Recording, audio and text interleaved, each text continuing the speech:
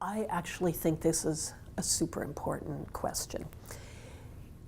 It's hard to know kind of how to begin to answer it, but I think the first thing is that recognizing human suffering is not a zero-sum game. Like, that's the thing a person has to start with. It's not like we only have so much care to go around, and if we care about Jewish suffering, we can't also care about German suffering.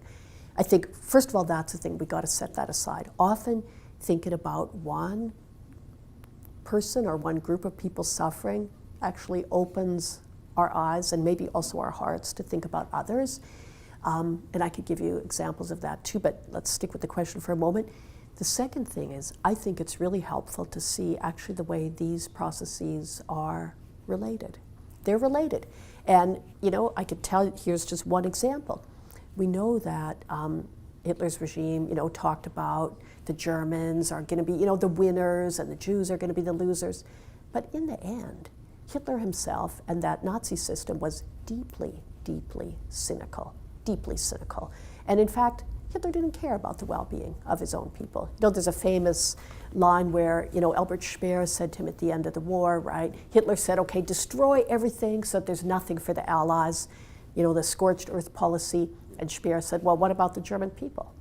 And Hitler said, I'm going to cry no tears for the German people, So that's the first thing, that the expellees, they were part of the same process of a regime that was absolutely ruthless and brutal against the so-called, special Germans, many of whom had been put or had placed themselves on properties taken from Jews, from Poles, and from others, were expelled after the war with ruthlessness. The kinds of coexistence that had been possible before the war were no longer possible.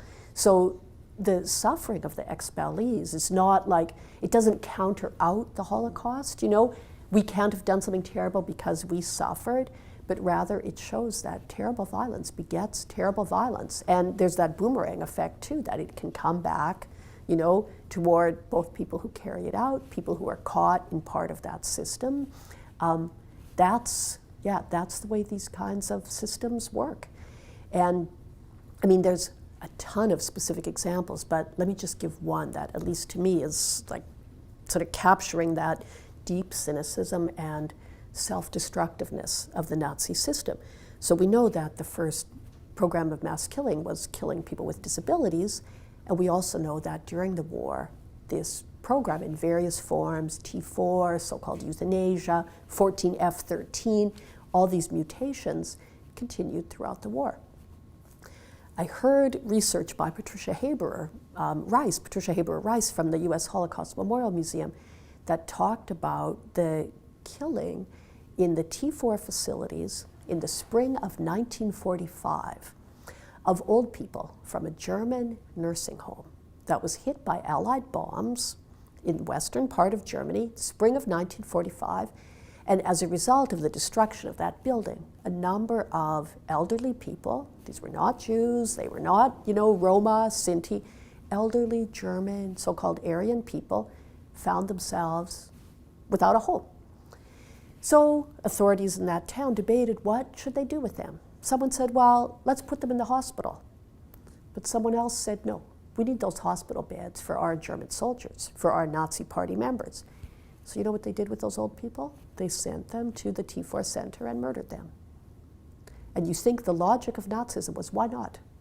Once you start killing people as useless lives, once you start moving people around, throwing them out of their homes, deciding that they have no place or no value, what's to make that stop with members of supposedly your own group as well? So I think, to think about the suffering of the expellees, of people whose neighbors would no longer tolerate their presence, or people who themselves had been displaced, like in the case of Poland, right, where the Soviets took over Polish territories, expelled people after the war. You think those deep processes of violence, they can't just be turned off like a tap.